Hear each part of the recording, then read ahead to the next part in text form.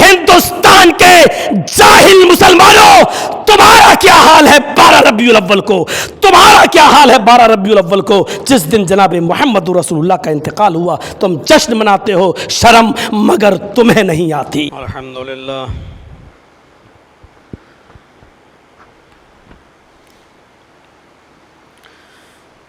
अल्हम्दुलिल्लाहि नहमदुहु व नस्तईनुहु व नस्तगफिरुह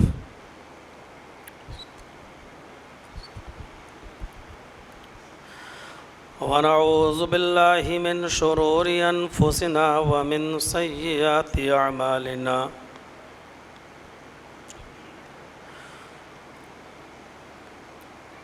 मन यहदिहिल्लाहु फला मुज़िल्ल लहु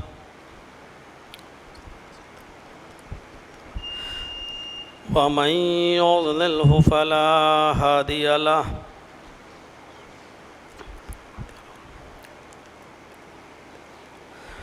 व अशहदु अल्ला इलाहा इल्लल्लाहु वहदहु ला शरीका लहु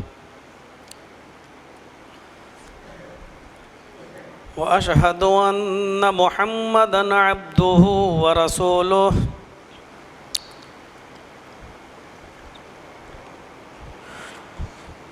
अम्मा बाद फ़इन्न खैरल हदीस किताबुल्लाह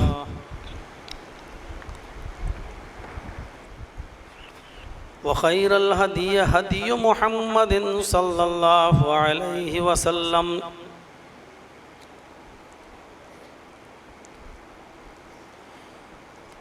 व शर्रिल उमूरि मुहदसातुहा व कुल्लु मुहदसतिन बिदअह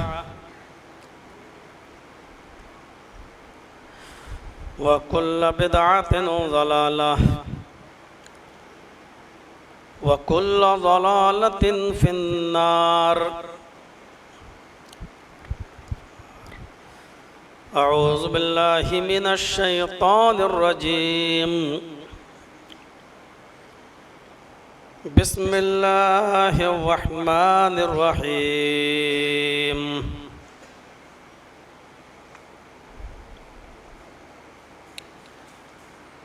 क़ुल इन काना आबाउकुम व अबनाउकुम व इख़वानुकुम व अज़वाजुकुम व अशीरतुकुम व अमवालुन इक़्तरफ़्तुमूहा व तिजारतुन तख़शौन कसादहा व मसाकिनु तरज़ौनहा अहब्ब इलैकुम मिनल्लाहि व रसूलिही व जिहादिन फ़ी सबीलिही फ़तरब्बसू हत्ता यातियल्लाहु बिअम्रिही।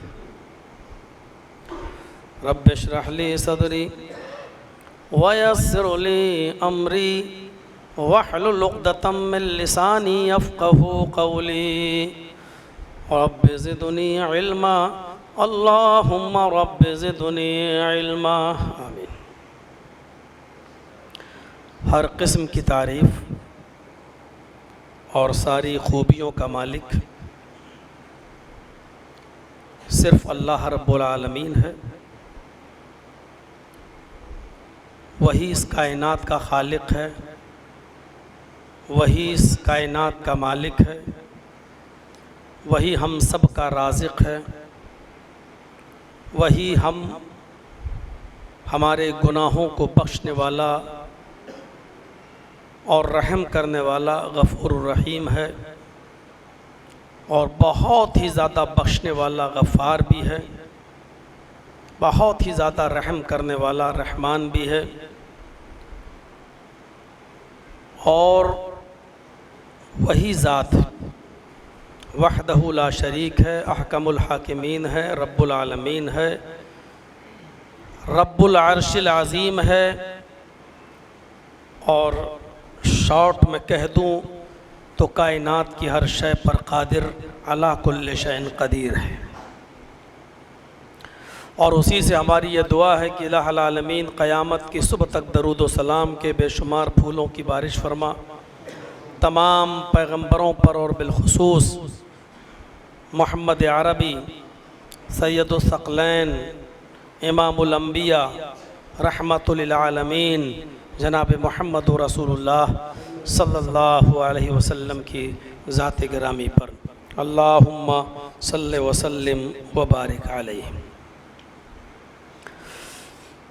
शमसपुर ज़िला एटा का जो एक गांव है, आप जिसमें रहते हैं, इसमें मेरी आमद कोई पहली बार नहीं हो रही है।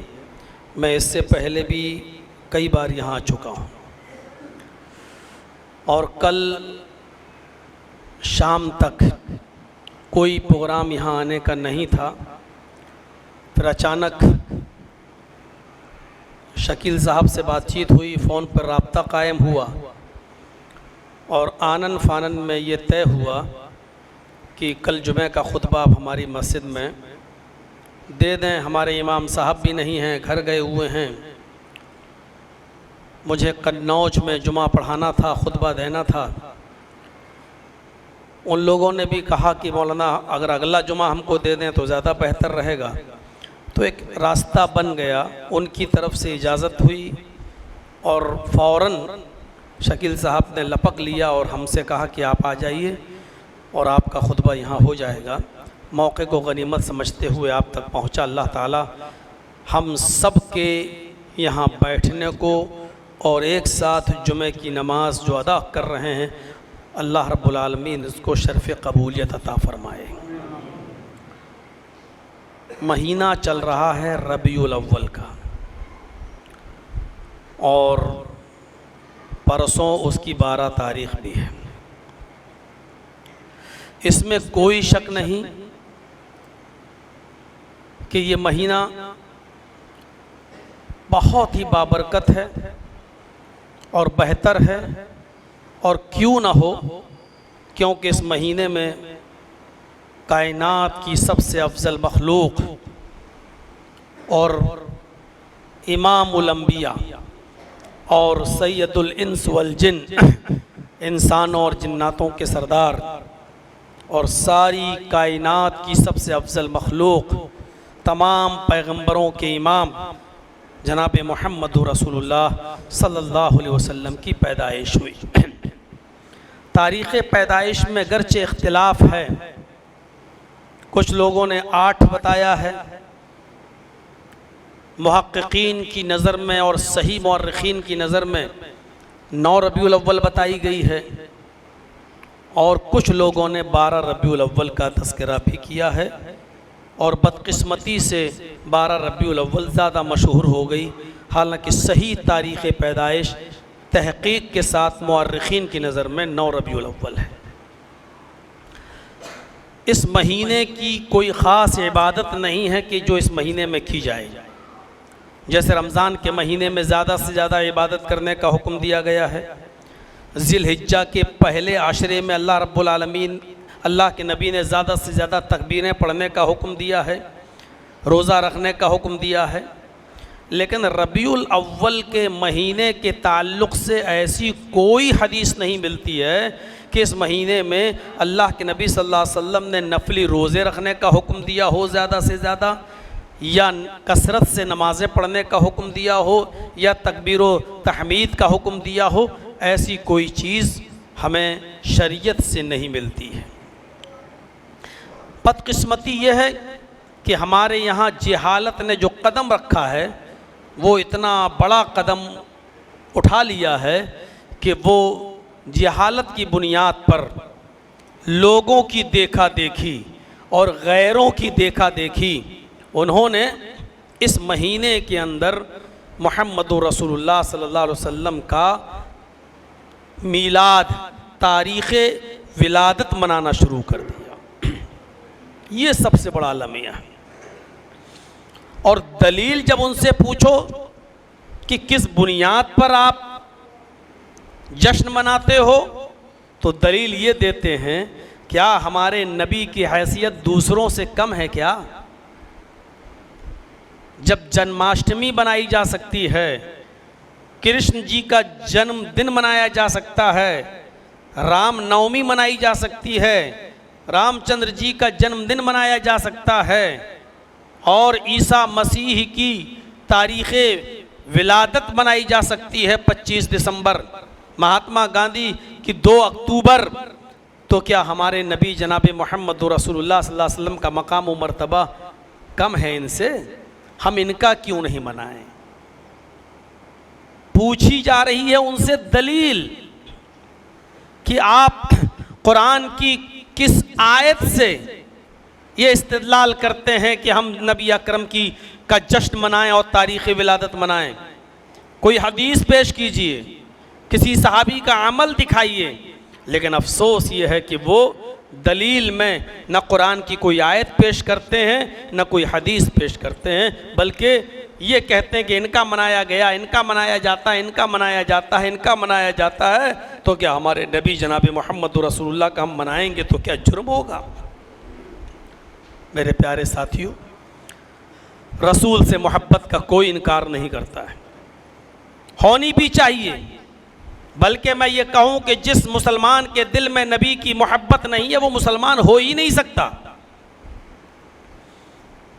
और इतनी मोहब्बत होनी चाहिए नबी अकरम सल्लल्लाहु अलैहि वसल्लम की कि हज़रत अनस इस हदीस के रावी हैं, फरमाते हैं कि नबी अकरम सल्लल्लाहु अलैहि वसल्लम ने फरमाया, ला युमिनु अहदुकुम हत्ता अकून अहब्बा इलैहि मिन वालिदिही व वलदिही वन्नास अजमईन।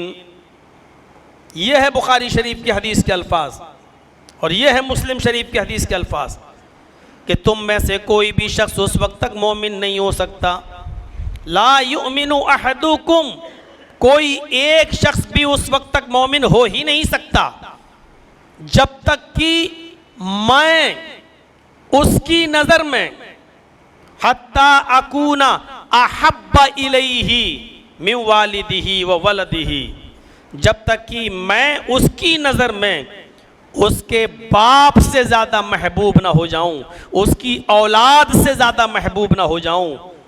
दो जुमले, बाप से भी ज़्यादा जब तक वो मुझसे मोहब्बत ना करने लगे और अपनी औलाद से भी ज़्यादा मुझसे मोहब्बत ना करने लगे। और इन दो जुमलों के बाद फिर फरमाया वन्नास अजमईन, और सारी दुनिया की इंसानियत से सबसे ज़्यादा, इनसे भी ज़्यादा मुझसे मोहब्बत ना करने लगे और मुझे चाहने वाला ना हो जाए और मुझे महबूब ना बना ले, तब तक वो मोमिन नहीं हो सकता। इन जुमलों पर गौर कीजिए। आपने ये नहीं कहा कि अपने बाप से ज़्यादा चाहने वाला मोमिन नहीं, नहीं, पहले ला युमिनु कहा, वो मोमिन नहीं। अकल दौड़ाओ, हर आदमी सोचेगा अल्लाह मैं तो इस्लाम लाया हूँ, कलमा पढ़ा हूँ, नमाज़ें पढ़ता हूँ, रोज़ा रखता हूँ, हज करता हूँ, ज़कात देता हूँ, रमज़ान के पूरे महीने के रोज़े रखता हूँ, कुरान की तिलावत करता हूँ। अल्लाह के नबी कह रहे हैं वो मोमिन नहीं हो सकता। कौन मोमिन नहीं हो सकता? हर मुसलमान गौर करेगा कि किसको कहा जा रहा है कि वो मोमिन नहीं हो सकता। फरमाया जो अपने बाप से ज़्यादा मुझे महबूब ना बना ले, जो अपनी औलाद से ज़्यादा मुझे महबूब ना बना ले, वन्नास अजमईन, अपने रिश्तेदार, अकरबा, अड़ोसी पड़ोसी और तमाम दुनिया वालों से ज़्यादा जब तक वो मुझे चहीता और महबूब ना मान ले और बना ले, उस वक्त तक वो मोमिन नहीं हो सकता। पढ़ते रहो नमाजें, रखते रहो रोज़े, करते रहो हज, लेकिन अगर बाप से ज़्यादा मोहम्मद रसूलुल्लाह सल्लल्लाहु अलैहि वसल्लम हमें प्यारे नहीं हैं, औलाद से ज़्यादा अगर मोहम्मद रसूलुल्लाह हमें अजीज़ नहीं है और सारी दुनिया के इंसानों से ज़्यादा अगर रसूलुल्लाह हमें अजीज़ नहीं है, तो हमारा ईमान नाक़िस। इसी बात को अल्लाह तबारक व तआला ने कुरान करीम के अंदर नबी अकरम सल्लल्लाहु अलैहि वसल्लम से ऐलान करवा के कहलवा दिया है। आए नबी कह दो, लो नबी से कहलवाया, कह दो, अनाउंसमेंट कर दो, ऐलान कर दो। कुल इन काना आबाउकुम व अबनाउकुम व इख्वानुकुम व अज़वाजुकुम व अशीरतुकुम व अमवालुन इक़्तरफ़्तुमूहा व तिजारतुन तख़शौन कसादहा व मसाकिन तरज़ौनहा अहब्बा इलैकुम मिनल्लाहि व रसूलिही व जिहादिन फ़ी सबीलिही फ़तरब्बसू हत्ता यातियल्लाहु बिअम्रिही। नोट करिए, इतनी चीज़ों का नाम ले लिया, आप गिन नहीं पाएंगे। एक एक करके गिनते जाइए। आए नबी कह दो, इन कान आबाओकुम, अगर तुम्हें तुम्हारे आबाओ अजदाद बाप दादा, एक, वो अबनाओकुम, और तुम्हें तुम्हारी औलादें बेटे बेटियां पोते पोतियां नवासे नवासियां सब इसमें शामिल हो गए। आए नबी ऐलान कर दो, आए नबी कह दो कि अगर तुम्हें तुम्हारे आबाओ अजदाद तुम्हारे बाप दादा और तुम्हें तुम्हारी औलादें बेटे बेटियां पोते पोतियां नवासे नवासियां, व इख्वानुकुम, और तुम्हें तुम्हारे भाई, एक एक को गिना रहा है अल्लाह, और तुम्हें तुम्हारे भाई बंद, व अज़वाजुकुम, और तुम्हें तुम्हारी बीवियां, व आशीरतुकुम, और तुम्हें तुम्हारा खानदान। अब क्या बचा? आबाओ अजदाद बाप दादा, औलाद बेटे बेटियां पोते पोतियां नवासे नवासियां, और भाई और बीवियां, और आगे वाला जुमला वो आशीरतुकुम, और तुम्हें तुम्हारा खानदान, कुंबा और कबीला। चलो ये तो हो गए रिश्ते, इनसे मोहब्बत होती है लोगों को। अब आइए दूसरी तरफ, वो अमवालुन इक़्तरफ़्तुमूहा, और तुम्हें तुम्हारा वो माल जिसको तुमने बड़ी मेहनत से कमाया है। आदमी को मालो दौलत से भी मोहब्बत होती है। वो अमवालुन इक़्तरफ़्तुमूहा, और तुम्हें तुम्हारा वो माल जिसको तुमने बड़ी मेहनत से कमाया है। वह तिजारतुन तख़शौना कसादहा, और तुम्हारा वो बिजनेस जिसके नुकसान का तुम्हें डर लगा रहता है। किसान है, खेती अनाज बोया है, अल्लाह ही बारिश ना हो जाए पूरा सड़ जाएगा गल्ला, अनाज है पूरा बर्बाद हो जाएगा।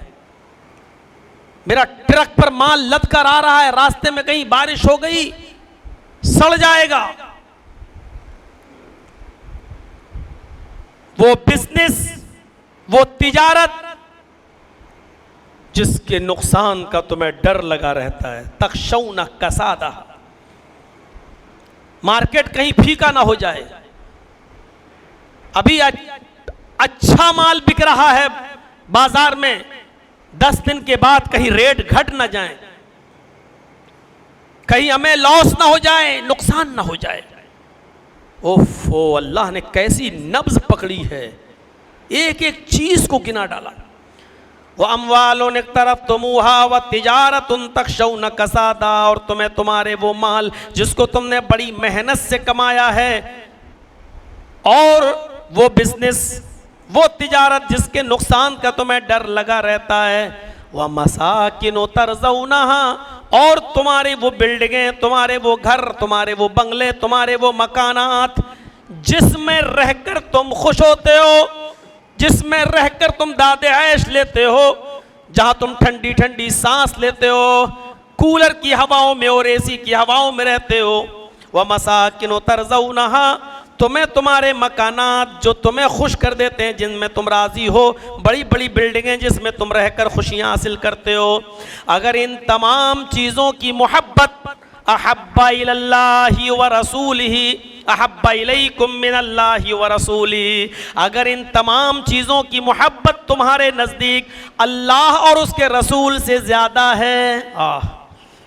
क्या बात कही अल्लाह ने, अहब्बा इलैकुम मिनल्लाहि व रसूलिही, अगर इन तमाम चीज़ों की मोहब्बत ज़्यादा है, अल्लाह और उसके रसूल की मोहब्बत कम है। अगर इन चीज़ों की मोहब्बत अल्लाह और उसके रसूल से ज़्यादा है, वह जिहादिन फ़ी सबीली, और अल्लाह के रास्ते में जिहाद करने से ज़्यादा इन तमाम चीज़ों की मोहब्बत है। फ़तरब्बसू हत्ता याती अल्लाहु बिअम्रिही, तो अल्लाह की तरफ से इंतज़ार करो किसी आ जाने वाले अजाब का, अल्लाह की तरफ से आ जाने वाले सख्त अजाब का इंतज़ार करो। फ़तरब्बसू, इंतज़ार करो, ठहरो, इंतज़ार करो, हत्ता याती अल्लाहु बिअम्रिही, कहीं अल्लाह का अजाब नाजिल ना हो जाए। इस आयत ने क्लियर कर दिया कि बाप से मोहब्बत होनी चाहिए, लेकिन अल्लाह और उसके रसूल से कम।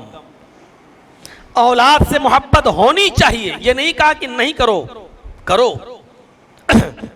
बाप दादा आबाओ अजदाद से मोहब्बत हो, औलाद से हो, भाइयों से हो, बीवी से हो, खानदान से हो, कोई मना नहीं किया है, लेकिन अल्लाह और उसके रसूल की मोहब्बत से कम हो।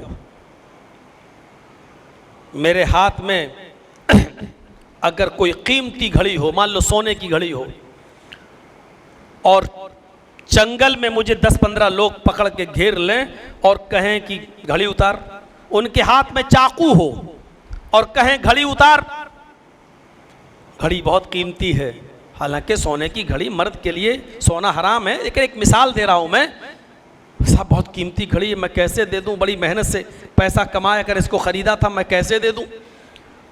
उन लोगों ने पकड़ लिया, चाकू निकाल लिया, हाथ पे रख दिया और कहा सुन, घड़ी दे रहा या नहीं दे रहा, या मैं हाथ काट डालूं।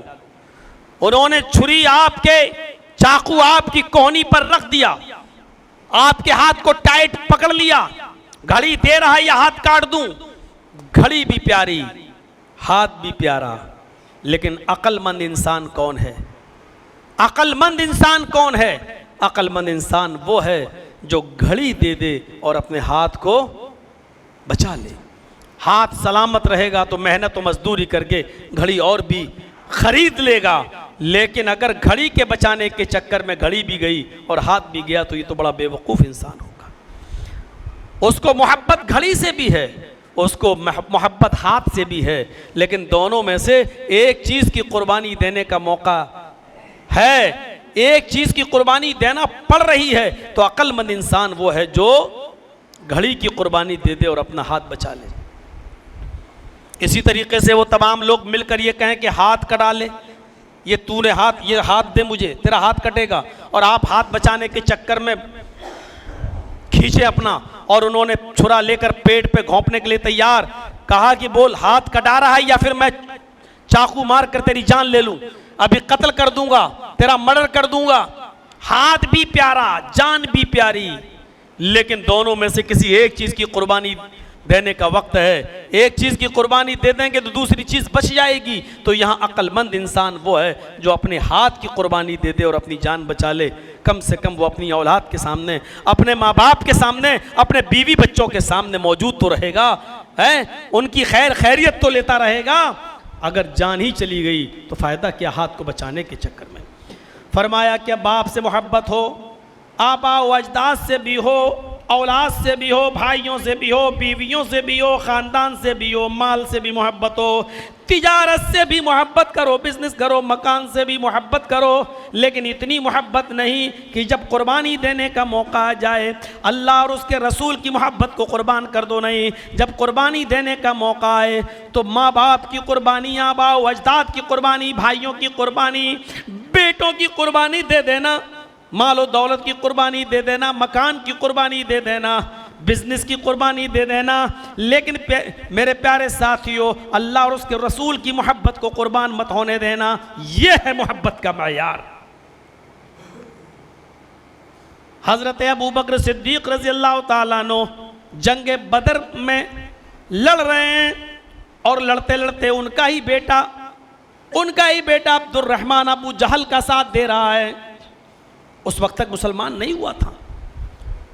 जंग बद्र ख़त्म हो जाती है, एक दिन बेटा इस्लाम भी ले आता है और काफ़ी दिनों के बाद माँ बाप बेटा सब खाना खाने के लिए दस्तरखान पर बैठे हैं। बेटे ने याद दिलाया, अम्मी जिंदा हैं, सलामत हैं अब्बू हमारे, जंगे बद्र में मैं इनको ढूंढ रहा था और मेरी तलवार इनकी गर्दन को काटना चाहती थी, लेकिन जब ये मेरे सामने आ जाते थे लड़ते लड़ते और मैं देखता था ये मेरा बाप है, तो मैं तलवार हटा लेता था और नज़रें बचा लेता था कि मेरे हाथ से बाप की गर्दन न कट जाए।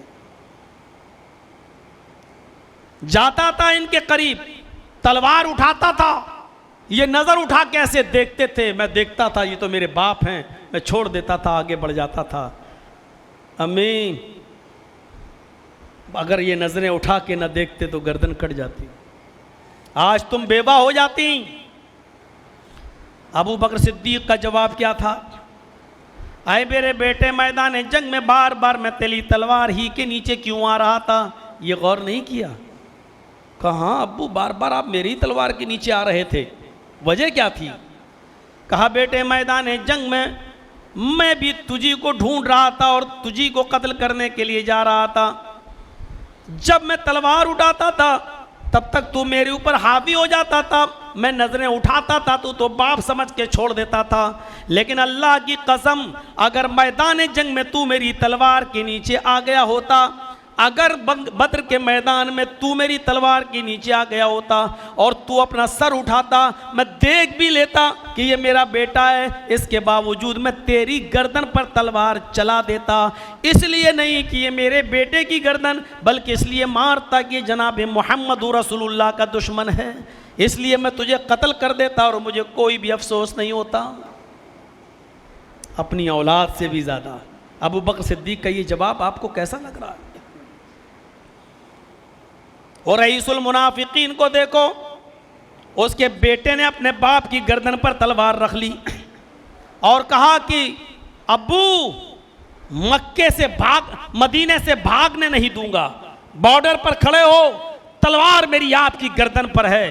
आपने मेरे नबी जनाब मोहम्मद रसूलुल्लाह को गाली दी है, आपने कहा है ला युखरिजन्नल अज़्ज़ु मिनल अज़ल, इज्जत वाला जलील इंसान को मदीने से निकाल देगा। आपने अपने आप को इज्जत वाला और मोहम्मद रसूलुल्लाह को जलील कहा है। ये तलवार मेरी गर्दन, आपकी गर्दन पर रखी हुई है, अगर एक कदम भी आगे बढ़ाया तो गर्दन काट दूंगा, जब तक मोहम्मद रसूलुल्लाह आपका फैसला न कर दें। अल्लाह के नबी सल्लल्लाहु अलैहि वसल्लम ने पूछा क्या बात है? आए अब्दुल्ला इब्ने उबई के बेटे अब्दुल्ला की अपने बाप की गर्दन पर तलवार क्यों रखे हो? पूरा वाक़या बयान कर दिया। फरमाया तुम्हारे बाप का हुक्म क्या होता है? जिब्राइल मुझे बताएंगे, अल्लाह रब्बुल आलमीन ऑर्डर देगा। अब्दुल्ला इब्ने उबई के बेटे ने जो जुमला कहा उस जुमले को सुनो। फरमाया अल्लाह के रसूल आप अभी रुके हुए हैं, क्यों? फरमाया जिब्राइल के आने का इंतज़ार कर रहे हैं कि देखें अल्लाह की तरफ से तेरे बाप के लिए क्या हुक्म होता है। फरमाया अब्दुल्ला इब्ने उबई के बेटे ने, आए अल्लाह के नबी, अगर आसमान से जिब्रील मेरे बाप के कत्ल का ऑर्डर लेकर आए, मेरे बाप के कत्ल का हुक्म लेकर आए, तो आए अल्लाह के नबी ये हुक्म किसी और को मत देना, ये मुझे देना। आप हुक्म देंगे मैं अपने बाप की गर्दन काट कर आपके कदमों पे डाल दूंगा। मेरे भाइयों, ये लोग भी तो ईमान वाले थे, ये लोग भी तो मोमिन थे, ये लोग भी तो अपने माँ बाप और अपनी औलाद से मोहब्बत करते थे।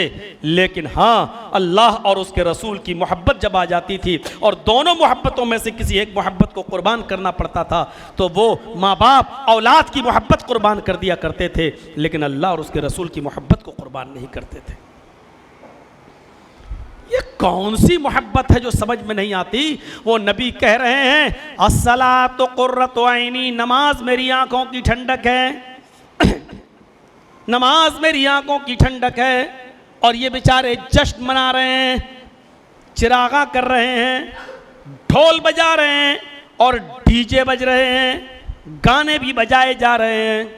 और बदबख्तों ने ऐसी इंसल्ट की है, मोहम्मद रसूलुल्लाह सल्लल्लाहु अलैहि वसल्लम की इज्जत का जनाजा निकाला कि अभी पाकिस्तान के अंदर 20 किलो का एक केक बनाया गया है, 20 किलो का एक केक बनाया गया है और उस केक के ऊपर मोहम्मद लिखा गया है।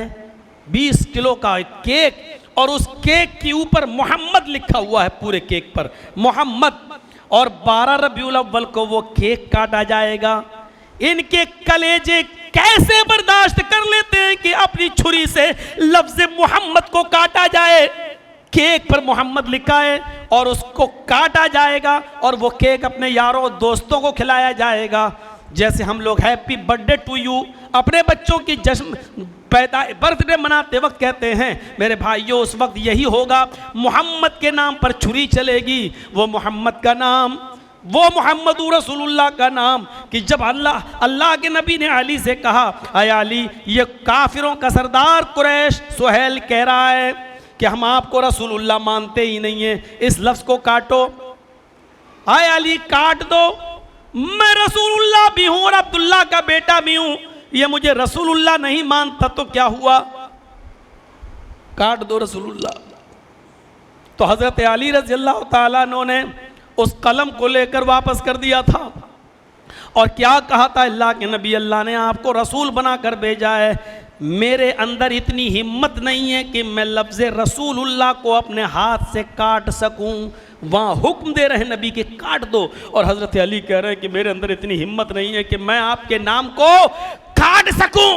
और ये बेगैरत 20-20 और 25-25 किलो का केक बनाकर उस पर मोहम्मद लिखते हैं और मोहम्मद लिखने के बाद उस पर छुरी भी चला देते हैं और फिर दावा है इश्क रसूल का, आशिक रसूल का।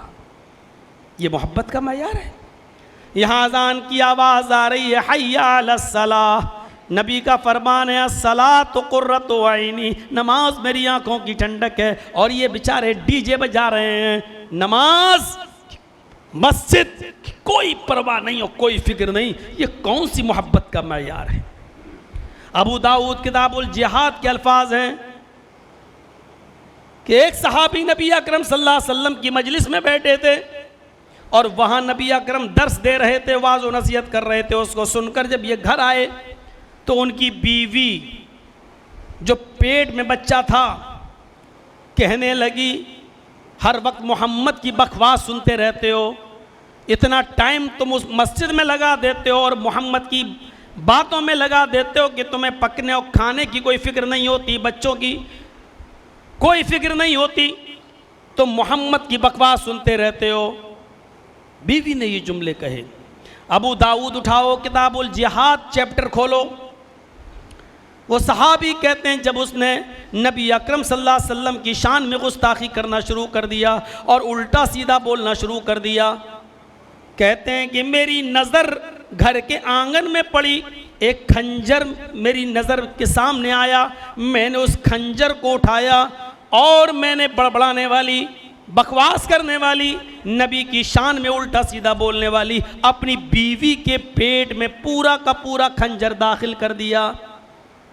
वो पेट का बच्चा था, ज़मीन पर आ गया, तड़प तड़प कर वो बच्चा थोड़ी ही देर में मर गया और बीवी भी उसकी थोड़ी देर में तड़प तड़प कर ठंडी हो गई। उसके बाद वो खंजर लेकर जनाब मोहम्मद रसूलुल्लाह के पास गया और अपने जुर्म का इकरार कर लिया। अय अल्लाह के नबी, मैंने अपनी बीवी का कत्ल किया है, मैंने अपनी बीवी को मारा है। अल्लाह के नबी सल्लल्लाहु अलैहि वसल्लम ने कहा पूरी बात बताओ। उसने कहा, अय अल्लाह के नबी, मेरी बीवी थी, बहुत ही ज़्यादा आपको उल्टा सीधा बोलती थी। ली मिन्हा इब्नान, मेरी बीवी से 2 छोटे छोटे बच्चे भी हैं मेरे, जो पहले से पैदा हैं, 2 बच्चे भी हैं, 2 बेटे भी हैं। मिसलुल लुलुऐन, बहुत खूबसूरत, बिल्कुल मोतियों की तरह हैं, बहुत खूबसूरत, बिल्कुल मोतियों की तरह हैं, बहुत खूबसूरत हैं, अभी भी हैं। और एक बच्चा पेट के अंदर था। अय अल्लाह के नबी, जब मैं आपका दर्द सुनकर गया तो वो आपको गालियां दे रही थी, उल्टा सीधा बोल रही थी और कह रही थी कि मोहम्मद की बकवास सुनते रहते हो, फालतू तुम्हारे पास वक्त है, तुम्हें अपने बच्चों की फिक्र नहीं है, मोहम्मद की बकवास में लगे रहते हो। बस ये बदतमीज़ी मैं बर्दाश्त नहीं कर सका। आपकी मोहब्बत मेरे दिल में इतनी थी कि फिर मैंने अपने बेटों की माँ, अपनी बीवी का चेहरा भी देखना गवारा नहीं किया। खंजर रखा हुआ था और मैंने अपनी बीवी के पेट में वो खंजर मार दिया और उसको कत्ल कर दिया। अय अल्लाह के नबी, इस जुर्म की सज़ा में अगर मुझे कत्ल करना है तो आप कर सकते हैं, मैं अपनी बीवी को कत्ल तो कर सकता हूँ, लेकिन आपकी शान में गुस्ताखी बर्दाश्त नहीं कर सकता। आपने थोड़ी देर गौर किया और गौर करने के बाद फरमाया, जाओ, तुम्हें आज़ाद किया जाता है, मैं अल्लाह के सिपाहियों से इंतकाम नहीं लेता। दुनिया, ये हदीस ये बतलाती है कि हर किसी से बदला लिया जाएगा, लेकिन अगर कोई नबी की शान में गुस्ताखी करे और जनाब मोहम्मद रसूलुल्लाह को गाली दे तो उसकी एक ही सज़ा है, उस दुनिया में उसको ज़िंदा रहने का हक़ नहीं है। इस्लाम में यही सज़ा है। मैं इस्लाम के में सज़ा की बात कर रहा हूँ, हिंदुस्तान के लॉ और कानून की बात नहीं कर रहा हूँ। इसलिए तोड़ मरोड़ कर इसको पेश न किया जाए। मेरे प्यारे साथियों, गौर करो कि कौन सी मोहब्बत थी ये। हम मोहब्बत के दावेदार तो हैं, लेकिन अभी शादी करके देख लीजिए अपने बेटे की या बेटी की, सारी बातें आपको अपनी औरतों की और अपने घर की लेडीज की मानना पड़ेंगी। लड़के को देखने का मसला आए, लड़की को देखने का मसला आए, फिर पक्का करने का मसला आए, फिर मंगनी का मसला आए, फिर अंगूठी पहनाने का मसला आए, फिर बारात का मसला आए, फिर जहेज का मसला आए, आपकी चल ही नहीं सकती है। जो कुछ भी चलेगी वो आपके घर की औरतों की चलेगी। और मोहब्बत रसूल के दावेदार एक तरफ रखे रहेंगे, अपने बेटे और बेटियों और बीवियों की मोहब्बत से लाचार और मजबूर होकर बेचारे अपने घर के कोने में बैठे रहेंगे, इनकी कुछ नहीं चलेगी। आप बारात का सिस्टम खत्म नहीं कर सकते हैं और दावा करते हैं मोहम्मद रसूलुल्लाह से मोहब्बत का। आप जहेज का चलन अपने मुआशरे से खत्म नहीं कर सकते हैं और दावा करते हैं रसूलुल्लाह से मोहब्बत का। आप अंगनी मंगनी की रस्म खत्म नहीं कर सकते हैं। अब तो एक और सिस्टम चलने लगा, दिन तारीख। लड़की वाले के यहां जाकर चंद लोग तारीख लेने जाते हैं, लड़की वाले तारीख देंगे और जितने ये किराए के टट्टू जाते हैं इन सबको गिफ्ट और दिया जाता है। आप आए हैं तो एक एक गिफ्ट और दिया जाए। इन लड़कियों की आहें तो मैं कब्र में चैन से सोने नहीं देंगी, इतना याद रखिएगा। मरना सबको है एक दिन। कितना बोझ बना डाला और डाल दिया है लड़की वालों के ऊपर। और दावा है मोहब्बत रसूल का, दावा है इश्क रसूल का। गौर कीजिए अपने समाज पर और सोसाइटी पर क्या नहीं होता है। हम यहां गौर करें, आबाओ अजदाद से ज़्यादा, औलाद से ज़्यादा, भाइयों से ज़्यादा, बीवियों से ज़्यादा, ख़ानदान से ज़्यादा क्या रसूलुल्लाह सल्लल्लाहु अलैहि वसल्लम से मोहब्बत है हमारी? है। कितनी हम नमाज की पाबंदी करते हैं। बुखारी उठाइए, हज़रत अब्दुल्ला इब्न अब्बास रज़ी अल्लाह ताला अन्हु फरमाते हैं, जंग हो रही है, एक किला है, किला, जिस किले को किले तुस्तर कहा जाता है, किले तुस्तर, उस किले को हासिल करना चाहते हैं। सहाबा चाहते हैं ये किला हमें मिल जाए और काफिर ये चाहते हैं ये किला हमको मिल जाए। कई दिन मुसलसल जंग चलती रही, किले तक मुसलमान पहुंच चुके, लेकिन पूरी रात जंग चली। अब थोड़ी सी मेहनत बाकी रह गई है, बस किले तक पहुंचने वाले हैं। फजर की नमाज का वक्त हो जाता है। नौजवानों सुनो, अपने आप को रसूल की मोहब्बत वाले, मोहब्बत का दावा करने वालों सुनो, थोड़ी सी दूर रह गया किला। समझ लो कि 15-20 मिनट 25 मिनट, बहुत ज़्यादा से ज़्यादा आधा घंटा बस किला सहाबा को मिलने वाला। जंग चल रही है, इतने में फजर की अजान का वक्त हो जाता है। सहाबा किराम इशारों में बातें करते हैं, क्या किया जाए, पहले फजर की नमाज पढ़ ली जाए या जंग जारी रखी जाए और इस किले को हासिल कर लिया जाए। अगर सारे सहाबा जंग करने में लगे रहते हैं तो नमाज छूट रही है, अव्वल वक्त जा रहा है। और अगर नमाज पढ़ लेते हैं तो काफिर किले पर चढ़ाई कर देंगे, किला जा रहा है। एक तरफ कुआं, दूसरी तरफ खाई, क्या करें? ऐसे मौके पर क्या करें? फिर इशारों में बात हुई, पहले किला हासिल कर लेते हैं, नमाज कज़ा कर लेंगे, नमाज हम लोग बाद में जमात कर लेंगे, पढ़ लेंगे।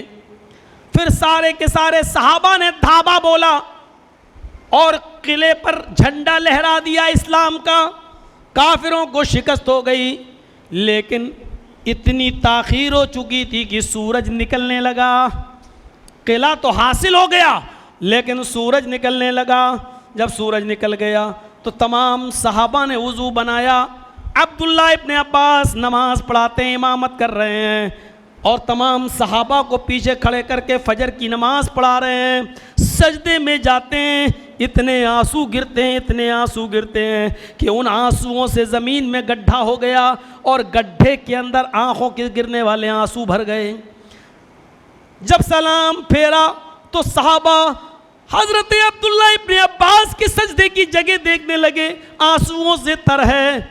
मेरे प्यारे साथियों, पूछा, है अब्दुल्ला इब्ने अब्बास, क्या किला हासिल करने की खुशी नहीं है तुम्हें, रो रहे हैं आप? हजरत अब्दुल्ला इब्ने अब्बास फरमाते हैं कि हाँ, किले की खुशी तो है, लेकिन फजर की नमाज का अव्वल वक्त छूट जाने का अफसोस भी है, उसका दुख भी है। ये मेरी ज़िंदगी की, जब से मैंने होश संभाला है, ये पहली फजर की नमाज है जो सूरज निकलने के बाद मैं अदा कर रहा हूँ, मैं क़ज़ा पढ़ रहा हूँ। ये मेरी ज़िंदगी की पहली नमाज है जो आज क़ज़ा हुई है और मैंने अब पढ़ी है। अल्लाह की कसम, मेरी जान चली जाती, मेरा कारोबार बर्बाद हो जाता, मुझसे मेरी दुनिया और दुनिया की सारी चीज़ें छीन ली जाती, तो इतना अफसोस ना होता जितना अफसोस मुझे इस फजर की नमाज के छूट जाने का, अव्वल वक्त के ज़ाय हो जाने का हो रहा है। इस वाक़े को सुनने के बाद अब यहाँ का नौजवान तबका अपने गरीबानों में झांक कर देखे और बताए किस मुंह से वो मोहब्बत रसूल का अपने आप को दावेदार कह सकता है। हमारी मस्जिदें बताएंगी कि फजर की नमाज में कितने नमाजी आते हैं यहां पर। जिंदगी की एक नमाज उनकी सूरज निकलने के बाद पढ़ी, और वो भी सोए नहीं थे, बल्कि एक इस्लामी काम में ही लगे थे। एक उज़्र था, मजबूरी थी, अगर नमाज पढ़ने लग जाते तो किले पर काफिर हमला कर देते। उज़्र था उनके सामने। इस उज़्र पर भी हजरत अब्दुल्ला इब्ने अब्बास रो रहे हैं और कह रहे हैं कि मुझसे मेरी पूरी दुनिया छीन ली जाती तो इतना अफसोस नहीं होता। बताएं ये डीजे बजाने वाले, बताएं ये माइक बजाने वाले, बताएं ये जश्न और चिरागा करने वाले, तुम तो जोहर भी छोड़ देते हो और असर भी छोड़ देते हो और मगरिब भी छोड़ देते हो डीजों की थापों की आवाजों पर, और कहते हो कि हम आशिक़े रसूल हैं। कौन सी चीज है जिसने तुम्हें मुहम्मदुर रसूलुल्लाह का जश्न मनाने पर मजबूर किया है? किसने बनाया? दलील मुझे दो। नबी अकरम सल्लल्लाहु अलैहि वसल्लम को 40 साल के बाद नबूवत मिली, 63 साल तक जिंदा रहे। इस 23 साल के अंदर क्या मुहम्मदुर रसूलुल्लाह सल्लल्लाहु अलैहि वसल्लम ने अपना जश्न खुद मनाया है? कोई एक दलील। नबी इस दुनिया से चले गए, अबू बकर सिद्दीक का जमाना आया है, 2 साल खलीफा रहे। कौन अबू बकर? वो अबू बकर जिनके बारे में अल्लाह के नबी ने कहा था कि अल्लाह ने मुझे अपना खलील न बनाया होता, लत्तखस्तो अबा बकरिन खलीला, तो मैं अबू बकर को अपना खलील बनाता। लेकिन खलील एक ही होता है और अल्लाह ने मुझे अपना खलील बना लिया। वो अबू बकर जिनके बारे में नबी ने कहा, मैं उठा अबू बकर मेरे साथ थे, मैं चला अबू बकर मेरे साथ थे, मैंने हिजरत की अबू बकर मेरे साथ थे, मैं कब्र से उठूंगा अबू बकर मेरे साथ होंगे, मैं हौज़े कौसर पर बैठकर पानी पिलाऊंगा अबू बकर मेरे साथ होंगे, मैं जन्नत में दाखिल होऊंगा तो अबू बकर मेरे साथ होंगे। वो अबू बकर जिन्होंने अपनी बेटी आयशा दी जनाब मोहम्मद रसूलुल्लाह को, ससुर 2 साल खलीफा रहे। क्या अपने इस 2 साल की खिलाफत में क्या कभी उन्होंने मोहम्मद रसूलुल्लाह का जश्न मनाया है? कभी अपने घर में मोमबत्ती जलाई है? कभी चिराग जलाया है? कभी जश्न मनाया है? कभी नबी अकरम की तारीख़ मीलाद मनाई है? कहते हो इब्लीस नहीं बनाता है और सारी दुनिया मना रही है। मैं पूछता हूं कि अबू बकर नहीं मनाया, क्या है वो तुम्हारी नजर में? क्या कहोगे उन्हें? हिम्मत है इब्लीस कहने की? खुलकर नहीं कह रहे हो तो क्या हुआ, लेकिन इस जुमले में कह तो दिया है तुमने, इब्लीस के अलावा सारी दुनिया जश्न मना रही है। तुम समझते हो कि सिर्फ ये वहाबी, ये अहले हदीस जश्न नहीं मनाते, ये इब्लीस हैं? अबू बकर ने जश्न नहीं मनाया, क्या कहोगे इनको? अबू बकर के बाद हजरत उमर फारूक का ज़माना आया, जानते हो कितने साल खिलाफत की हजरत उमर फारूक ने? 10 साल। 10 साल, 10 साल में 10 मरतबा रबीउल अव्वल तारीख आई रबीउल अव्वल की। कितनी बार? 10 बार। कौन उमर? वो उमर जिनके बारे में अल्लाह के नबी ने कहा था लौ कान बादी नबियुन लकाना उमर, अगर मेरे बाद कोई नबी होता तो उमर नबी होते। वो उमर जिनके बारे में अल्लाह के नबी ने कहा था कि उमर तुम जन्नती हो। 10 साल तक खलीफा रहे, 10 बार 12 तारीख आई रबीउल अव्वल की। क्या हजरत उमर फारूक ने जश्न मनाया? एक दलील दे दो कि हजरत उमर ने अपने घर में चिराग जलाया हो, झंडियां लगाई हो, रोशनी की हो और नबी अकरम का बर्थडे बनाया हो। एक दलील दे दो। जबकि हजरत उमर फारूक ने भी अपनी बेटी हफ्सा जनाब मोहम्मद रसूलुल्लाह को दी थी। उसके बाद उस्मान गनी का जमाना आया। उस्मान गनी रज़ी अल्लाह ताला अन्हु ने 12 साल खिलाफत की। हजरत अबू बकर ने 2 साल, उमर फारूक ने 10 साल, उस्मान गनी ने कितने? 12 साल। कौन उस्मान? वो उस्मान जिनको नबी ने अपनी एक बेटी दी रुकैया। रुकैया का इंतकाल हुआ तो अल्लाह के नबी ने कहा उस्मान घबराओ नहीं, मेरे पास एक और बेटी है। आपने दूसरी बेटी भी दी उम्मे कुलसूम। और कहा जाने लगा जुन्नूरैन, 2 नूर वाले। उम्मे कुलसूम का भी इंतकाल हुआ। उस्मान रोने लगे। नबी अकरम भी फरते मोहब्बत और गम में रो रहे थे, लेकिन कह रहे थे उस्मान इतना कलेजा तुमने ठंडा किया है मेरा, इतना कलेजा ठंडा किया है मेरा कि मेरी पहली बेटी रुकैया इंतकाल कर गई, दूसरी बेटी उम्मे कुलसूम भी इंतकाल कर गई। आए उस्मान, मेरे पास अब तीसरी बेटी नहीं है। काबे के रब की कसम जिसके कब्जे में मेरी जान है, अगर मोहम्मद के पास 40 बेटियां भी होती और एक एक करके ख़त्म होती जाती तो मोहम्मद एक एक करके 40 बेटियां तेरे निकाह में दे देते। इतना नबी मोहब्बत करते थे उस्मान से, और उस्मान ने इतना दिल जीता था नबी का कि अल्लाह के रसूल कह रहे थे कि 40 बेटियां होती तो 40 भी मैं तुम्हें दे देता। उस्मान गनी ने 12 मरतबा रबीउल अव्वल का महीना उनके सामने आया और 12 मरतबा 12 तारीख आई। क्या कभी जश्न मनाया? कभी अपने घर में झंडियां लगाई? कभी चिरागा किया? कभी रोशनी की? जवाब है ही नहीं तुम्हारे पास, नहीं दे सकते हो क़यामत की सुबह तक। उसके बाद हज़रत अली का ज़माना आया, 5.25 साल खलीफा रहे, उसके बाद शहीद कर दिए गए। 5.25 साल में 5 बार न सही तो 4 बार तो कम से कम रबीउल अव्वल की 12 तारीख आई। हज़रत अली को भी नबी अकरम ने बेटी दी थी फातिमा। हज़रत अली को इल्म का दरवाज़ा कहा था, हज़रत अली को शेर खुदा का लक़ब मिला था। ज़रा गौर करो, क्या हज़रत अली रज़ी अल्लाह ताला अन्हु ने कभी चिरागा किया? कभी जश्न मनाया? नहीं।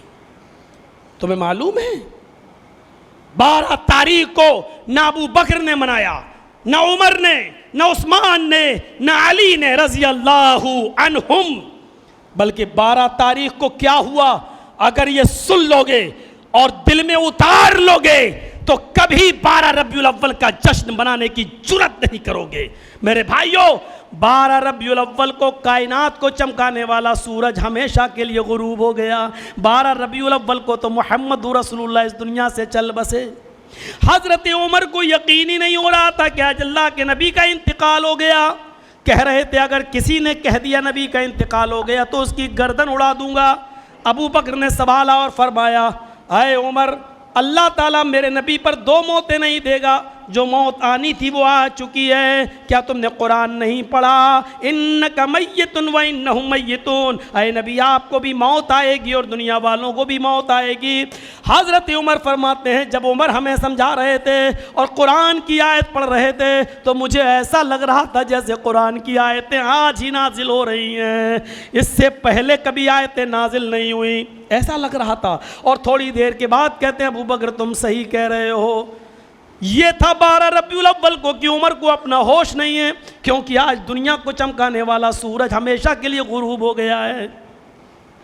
हजरत अनस फरमाते हैं कि मदीने के अंदर जिस दिन जनाब मोहम्मद रसूलुल्लाह का इंतकाल हुआ है, मैंने दोनों ज़माने देखे। जब मक्का से हिजरत करके आप मदीने आए, जिस दिन अल्लाह के नबी मक्के से मदीना आए, उससे ज़्यादा खुशी का दिन मैंने कोई नहीं देखा, उससे ज़्यादा अच्छा दिन मैंने आज तक नहीं देखा, उससे बड़ा खुशी का दिन मेरी नज़र में कोई नहीं था। और जिस दिन मोहम्मद रसूलुल्लाह 12 रबीउल अव्वल को इस दुनिया से चल बसे, उससे ज़्यादा मैंने आंसुओं का दिन और गम का दिन मैंने नहीं देखा। उस दिन सभी निढाल थे, किसी को यकीन ही नहीं हो रहा था कि मोहम्मद रसूलुल्लाह हमें छोड़कर इस तरह चले जाएंगे। हज़रत फ़ातिमा रज़ी अल्लाह ताला अन्हा का ये हाल था कि अपने बाप की जिस्म के पास बैठकर, अपने बाप के सिरहाने बैठकर ये कहती जा रही थी, वाह कर बाबा तो मन जा बरबंदा, वाह कर बाबा मन जन्नतुल फिरदौसी मावा, वाह कर बाबा इला जिब्रील नना। हाय मेरे अब्बू, मना जा पर अब बंदा, आपको आपके रब ने बुलाया और आप चले गए, अपने बाप के पास बैठी हैं और ये कहती जा रही हैं, वाह कर बाबा मना जा पर अब बंदा। हाय मेरे अब्बू, आपको आपके रब ने बुलाया और आप चले गए, आपने एक बार भी इनकार नहीं किया। वाह कर बाबा मन जन्नतुल फिरदौसी मावा। आए मेरे अब्बू, आपका ठिकाना तो जन्नतुल फिरदौस है। अब जिब्राइल किसके पास कुरान की आयतें लेकर आएंगे, अब जिब्राइल किसके पास कुरान लेकर आएंगे। वाह कर बाबा इला जिब्रील नना।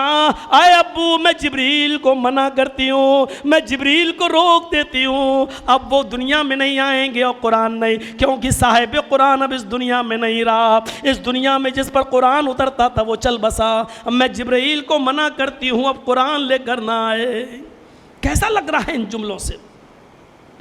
हज़रत फ़ातिमा का अपना बयान है कि जिस दिन मोहम्मद रसूलुल्लाह का इंतकाल हुआ, मेरे ऊपर गमों के इतने पहाड़ टूटे, इतने पहाड़ टूटे गमों के कि अगर ये गमों के पहाड़, अगर ये गमों का इज़्दिहाम और गमों का ये बोझ किसी पहाड़ के ऊपर डाल दिया जाता तो पहाड़ भी रेजा रेजा हो जाता और पहाड़ भी छलनी छलनी हो जाता, पहाड़ भी सर्रा सर्रा हो जाता। यानी मैंने वो गम बर्दाश्त किया कि इतना बड़ा गम किसी पहाड़ पे डाला जाता तो पहाड़ भी बर्दाश्त नहीं कर पाता। हज़रत फ़ातिमा का ये हाल है 12 रबीउल अव्वल को, हज़रत उमर का ये हाल है 12 रबीउल अव्वल को, हज़रत अनस का ये हाल है 12 रबीउल अव्वल को, पूरे मदीने का ये हाल है 12 रबीउल अव्वल को।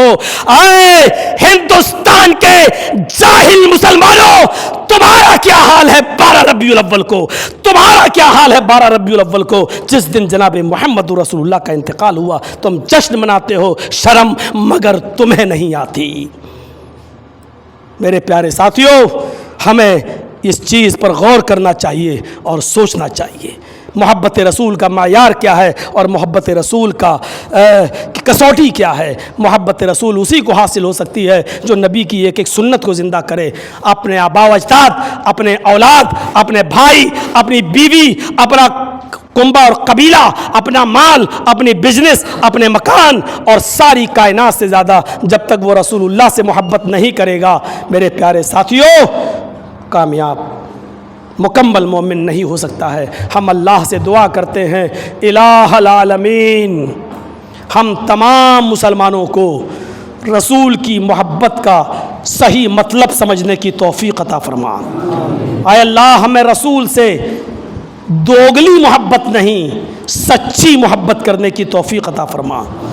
मोहब्बत का जो मायार है वो हमें अपनाने की तौफीक अता फरमा। हज़रत फ़ातिमा ने गम का मायार क्या बताया था, उमर का क्या हाल था, हमें उनसे सीखने की तौफीक अता फरमा।